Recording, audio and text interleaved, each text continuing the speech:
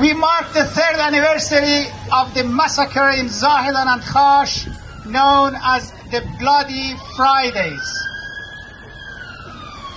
These events were not only a turning point in Balochistan's history, but also a symbol of the wider struggle for freedom and justice in Iran. On September 30, 2022, after state killing of Gina Mahsa Amini and the wave of nationwide protests, worshippers in Zahedan gathered peacefully to demand justice. Anger was also fueled by the report of the rape of a 15-year-old Baloch girl by a police commander in Chabahar. After the Friday prayer, security forces deliberately pushed the crowd towards the police station. Special forces and snipers already in place opened fire with live ammunition. Even inside the mosque compound. In less than 1 hour, more than 100 people were killed and over 300 wounded.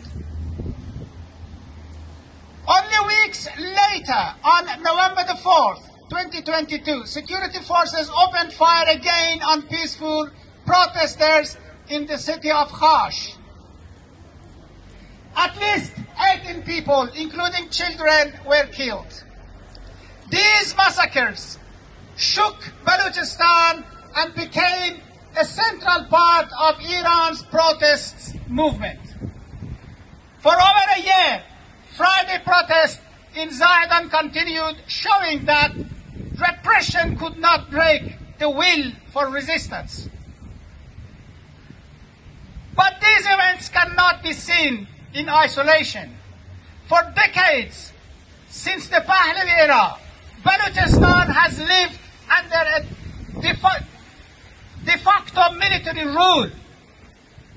Cultural, art and Balochi language assimilation, the exclusion of independent Baloch voices, systematic poverty and divisions, mass arrest, torture, executions, demographic and also land manipulation, all aimed to weaken and marginalize the Baloch people.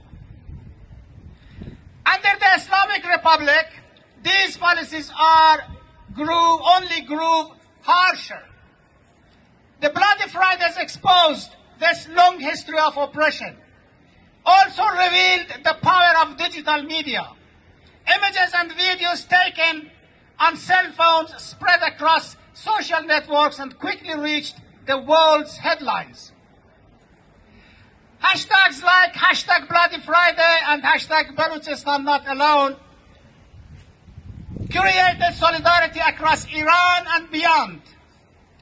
Exiled activists used these platforms to bring the voices of victims to human rights organizations and to the international community. In response, the government refused to take responsibility. Instead, it labeled the victims as separatists or terrorist supporters to justify the killings. Security forces carried out mass arrests, forced confessions under torture, and sentenced some to death. At the same time, the regime tried to silence outrage by paying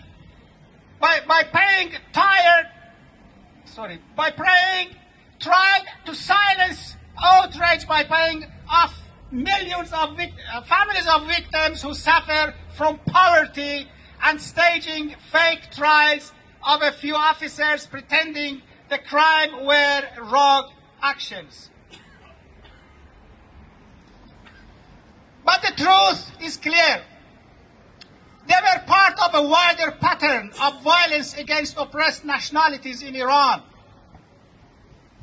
The massacres in Zahedan and Khash were state crimes, crimes against humanity, as correctly Javid Rahman, the UN Special Rapporteur and UN fact-finding missions expressed.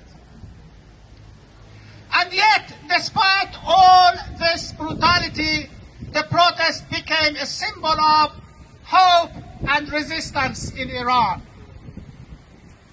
On the anniversary, we remember the victims of the bloody Fridays. We affirm that justice, democracy, and equality in Iran cannot be achieved without recognizing the rights of the Baloch and all oppressed peoples in Iran. The courage of those who stood in Zahedan and Khash reminds us that the struggle continues and that the voices will never be silenced.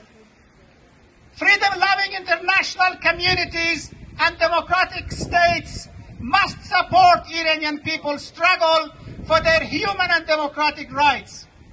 We neither forgive nor forget the crimes against humanity. Balochistan People's Party, October 2025. Thank you so much for listening to me.